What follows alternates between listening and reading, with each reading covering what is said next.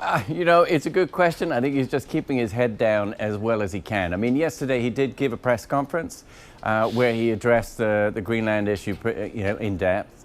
He kind of started out by taking, for him, quite a strong line, saying, this is just wrong. This was the response Right. that President Trump had with the tariffs. But then he walked everything back and he kind of tried to have it all ways to say, well, on the one hand, we can't have this. It's, it's wrong in principle. It's wrong to do this with Right. allies, all this sort of stuff.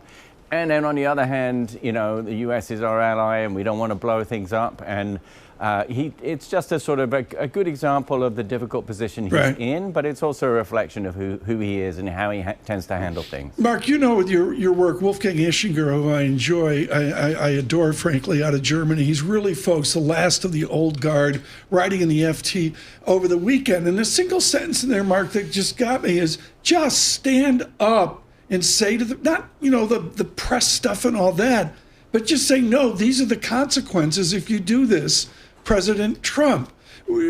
Dovetail Marc Champion into what Wolfgang Ischinger is saying is Europe, you got to get some spine, go. It's very, very tempting. And, in fairness to the European leaders, especially the Danes, who are, not backward, they will tell Trump exactly what they think. And he is being told by the Europeans, look, if you do this, it puts all kinds of things in jeopardy.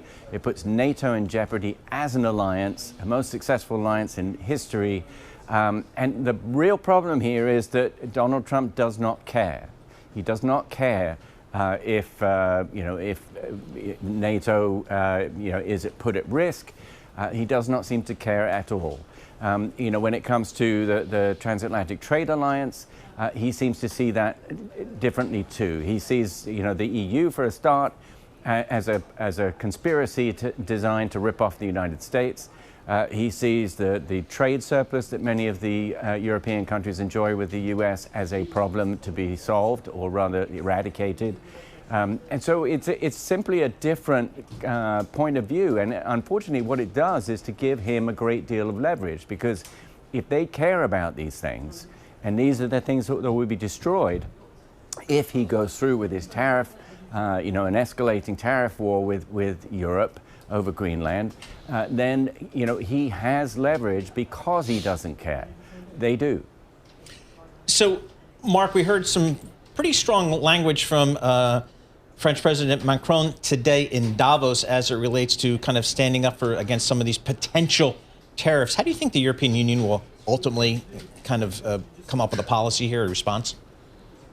I think it's going to be very difficult. So Macron has been very clear. He thinks that the EU should use this. They call it the trade bazooka, but it's a set of countermeasures against any country that is seen to be using trade as an economic weapon. So this would seem like the classic example of when it should be rolled out, and Macron's all for it. The problem is that France is relatively Right. will be affected by a trade war, but not as much as Right. Italy, not as much as Germany. Second problem is that the Balts and the Poles, they're very concerned, not so much about the trade, they're very concerned Right. about what happens Okay. on the security side. Mark, I got to interrupt. I've never seen this in 20-something years watching Davos. First of all, I couldn't get to the espresso bar right now, which is what matters. Mr. Macron is giving a stand-up press conference in what I believe is the aisle at the Congress Center. In 2 decades, folks, I've never seen this at the World Economic Forum. That's how unusual right now all of this is. Mr. Macron, I assume, speaking to the French press and the Europeans as well. Mark, is it to borrow from Ian Bremmer, is it every nation for himself? I mean, is Germany going to go, Almond, they're going to go, France, you can't be like that. And Macron's going to go, baguette, I'm going to do it my own way. And Brussels going to be alone. I mean, to Paul's good question, what's the body language you perceive from Europe in the next 24 hours? I think it's going to be, I think this is going to be incredibly hard for Europe. They all understand they need to hang together. The problem is finding that common denominator that allows them to hang together. And so long as, this is what Merz has been hinting that he's going to be saying to Macron, is that you need to ease off a little bit because you just can't take us all with you.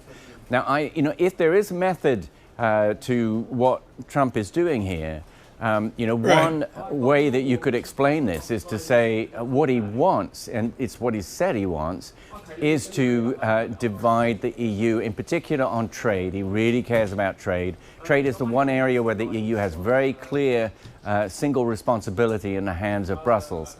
So if he wants to do that, then you try and peel them all apart, and you start imposing tariffs on countries separately. You had the Polish Foreign Minister Radek Sikorski saying, look, you've got to, if you're going to tariff Europe, you have to do them all at the same time. Marc, but he doesn't have to.